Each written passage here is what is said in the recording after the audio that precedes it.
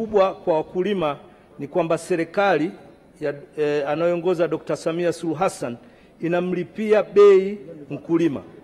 Bei ya mbolea kabla ya ruzuku ilifika $130,000, lakini leo tunanunua mfuko $53,000. Tumelipiwa karibu shilingi 80, shilingi 77. Serikali imelipia wananchi. Maana yake ni nini? Tunapozungumza uchumi umekuwa, basi rasilimali fedha tunazozipata za ukuaji wa uchumi, Rais Samia aliridhia zigawanywe kwa wananchi wa kawaida, kuwalipia mbolea kwenye mfumo huu wa ruzuku. Kwa hiyo tunamshukuru sana rais wetu Dr. Samia, lakini tunamshukuru sana kwa kufungua masoko. Alipokuwa anasema anaifungua nchi, pia alikuwa anafungua masoko ya kilimo. Leo hii ametufungulia masoko ya kilimo. Nitatolea kwa ajili ya muda, nitatolea mfano mmoja tu. Zao la mbaazi. Mbaazi sisi kwetu kule ilikuwa ni mboga. Ilikuwa inauzwa, ilifikia mpaka kuuzwa shilingi 100 kwa kilo moja. Kilo 130 lile gunia kubwa lile lumbesa, au sisi kwetu tunalita mbandanga, lenye kilo 130 lilikuwa linauzwa shilingi 13,000, ambayo hata bati moja ulikuwa upati.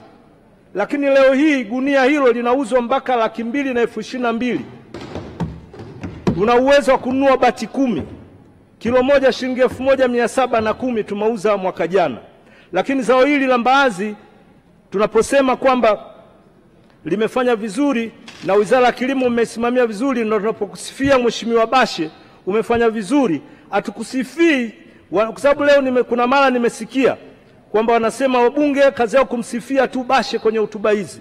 Nataka niwaambie, atumsifii Bashe, Mheshimiwa Bashe kwa sababu ya uzuri wa suti yake aliyoivaa, wala tumsifii Mheshimiwa Bashe kwa sababu ya urefu wake au handsome wake.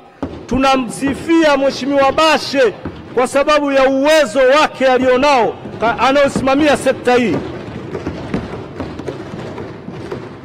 Leo katika sekta hii, eneo hili moja la mbaazi, sisi tulikuwa tunauza mwaka 2022 tulizalisha tani 3,000, tukauze bilioni 2,536.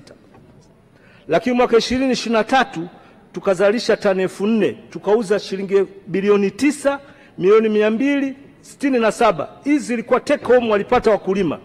Mwaka jana 2024 tumeuza tani 8,000 kwa shilingi bilioni 15,345,000.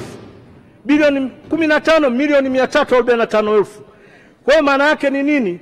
Mmeisimamia sekta hii vizuri sana, na mmesimamia wizara hii vizuri sana katika eneo hili la mbaazi, katika mfumo huu wa stakabadhi ghalani.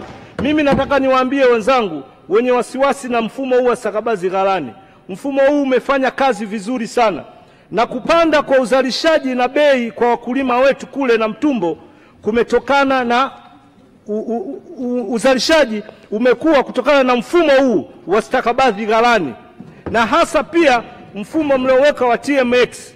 Kwa hiyo tunakupongeza sana Mheshimiwa Waziri, tunakupongeza sana Naibu Waziri, tunampongeza sana Katibu Mkuu na wizara nzima na taasisi zenu mnazosimamia katika eneo letu hili la kilimo. Lakini naomba niende kwenye eneo la umwagiliaji kutokana na muda. Sisi na Mtumbo tuna hekta 17,322 zinazofaa kwa kilimo cha umwagiliaji. Lakini tunachoweza sasa hivi kulima ni hekta 1,680.